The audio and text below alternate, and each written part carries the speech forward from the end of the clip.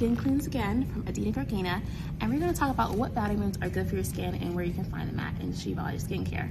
So vitamin A best resource for this is sweet potatoes. It is good for reducing fine lines and wrinkles, prevents acne, UV damage, and dry skin.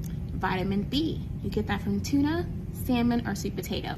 Now that protects against cell damage and cell dehydration, so dry skin. Vitamin C, this can be found in our Repair and Retinol Cream and the face wash.